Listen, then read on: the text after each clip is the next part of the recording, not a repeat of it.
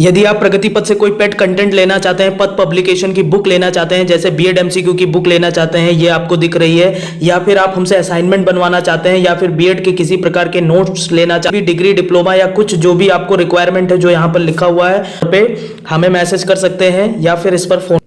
पहला जो क्वेश्चन आपके सामने है वह है पाठ्यचर्या का क्या अर्थ है, या को आप करिकुलम बोलेंगे, ठीक है। और जो आपका पाठ्यक्रम होगा वो आपका सिलेबस है। तो करिकुलम एंड सिलेबस इस तरह से समझिए, कंफ्यूज नहीं होना है। उसके बाद में फिर पाठ्यक्रम और पाठ्यचर्या में अंतर स्पष्ट करना है, यानी यहाँ पर दो प्रश्न हैं आपको एक क्वेश्चन में। पहले इनका अर्थ क्लियर कर दीजिए और इनके दोनों के बीच में अंतर बता दीजिए। डायग्राम का यूज़ करना है। जगह आपको कम मिल रही है, 1 से 1.5 पेज आपको मिल रहा है, ठीक है, एक क्वेश्चन के लिए। तो आपको ज़्यादा से ज़्यादा कोशिश यही करनी है कि पूरा जो आंसर है आपका वो 10 लाइन में आ जाए, ठीक है। 10 लाइन में कैसे आएगा?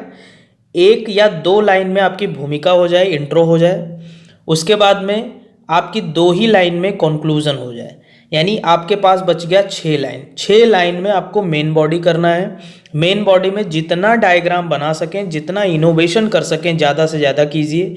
लिखने का काम खाली यही कम कीजिए। जैसे आपने किसी भी पॉइंट को एक्सप्लेन किया कि पाठ्यचर्या का मतलब ये होता है, तो ऐसे आप सर्कल बना के ऐसे 4-5 पॉइंट क्लियर करें और नीचे हर एक पॉइंट के ऐसे हेडिंग डालकर एक थोड़ी सी बात उसके बारे में, सारे के बारे में ऐसे थोड़ा थोड़ा लिख दीजिए।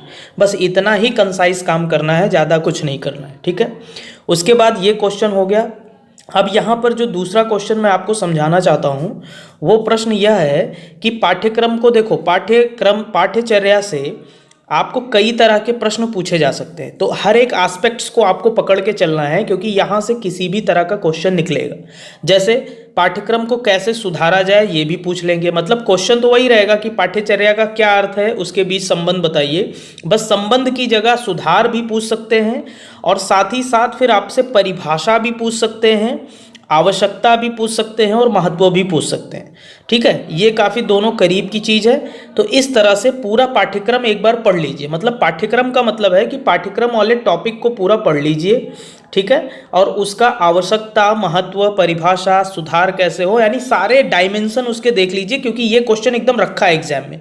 उसके बाद में आगे जो क्वेश्चन मैं आपके सामने रखना चाह रहा हूँ वो क्वेश्चन क्या है वो भी हम देख लेते हैं। ये दूसरा जो क्वेश्चन है वो शिक्षा और दर्शन के बीच में आपको संबंध पूछा जा सकता है, ठीक है। एजुकेशन और फिलॉसफी के बीच में रिलेशन क्या है वो आपसे पूछ लिया जाएगा, है ना।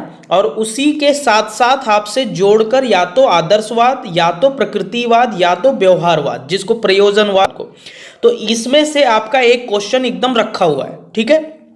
अब आदर्शवाद कम इंपॉर्टेंट है, उससे ज़्यादा इंपॉर्टेंट प्रकृतिवाद है और उससे भी ज़्यादा इंपॉर्टेंट व्यवहारवाद है।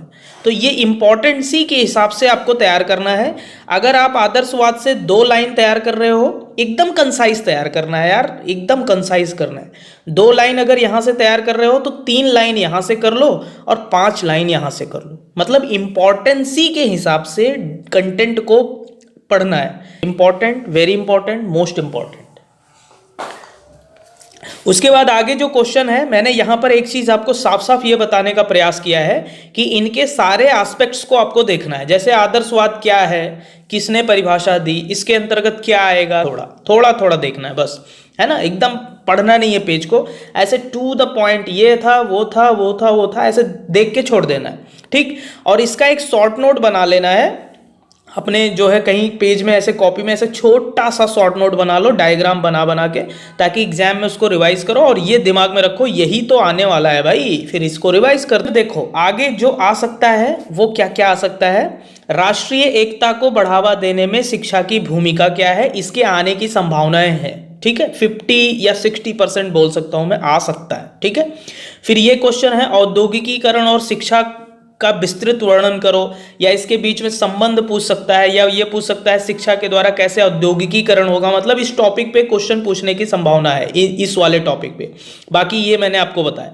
फिर आधुनिकीकरण और शिक्षा को भी लेकर वर्णन या कुछ भी संबंध या कुछ ऐसा एनालिसिस या विवरण कुछ ना कुछ पूछेगा। मतलब ये टॉपिक आपको छोड़ना नहीं है पढ़ के। ये सब जो बता रहा हूँ ना उसको एकदम बुक में ऐसे देख लो और उसका फाड़ लो बुक और एकदम नोट्स बना लो कि मतलब यही आएगा, बता रहा हूँ मैं।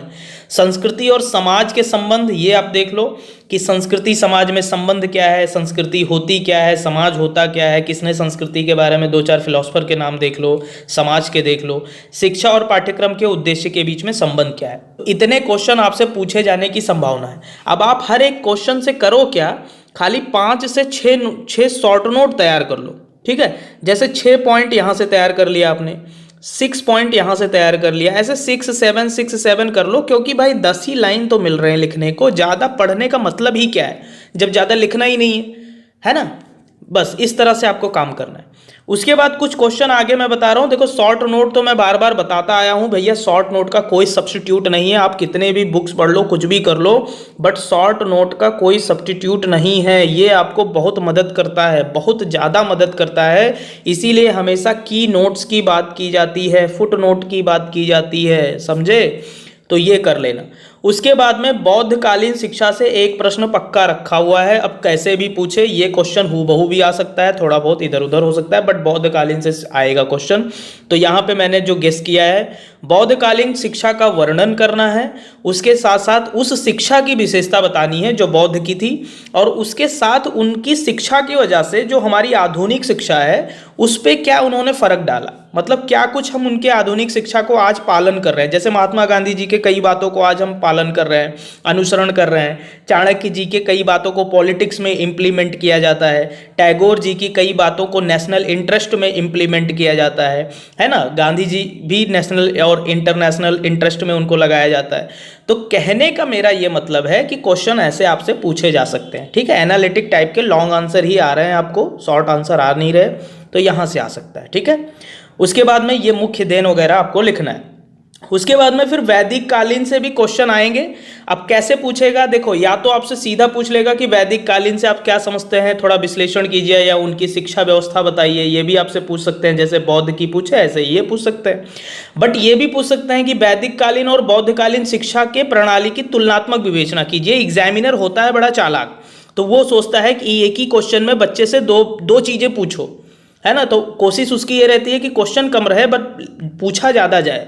तो इसमें इस क्वेश्चन में आपसे ये दोनों पूछ लेगा। तो हो सकता है ऊपर वाला बौद्ध ना आए और यही क्वेश्चन दोनों पूछ ले, मतलब एक ही में 2 पूछ ले, ऐसा भी हो सकता है। तो ये आप अपने हिसाब से करके चलो, और ऐसे अपने कॉपी में ऐसे छोटा सा पेज निकाल लो और हर एक के बारे में ऐसे 6 पॉइंट नोट कर लो। हाँ ये पॉइंट है, ये पॉइंट है, ये पॉइंट है, ये पॉइंट है, ये पॉइंट है।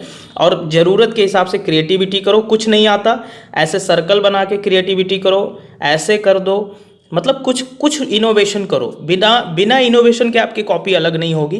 तो बल्ले बल्ले कर देना, और वीडियो को लाइक कर देना यार, धूम मचा दो। कमेंट्स आपके देख के खुश हो जाता हूँ, दिल गदगद हो जाता है।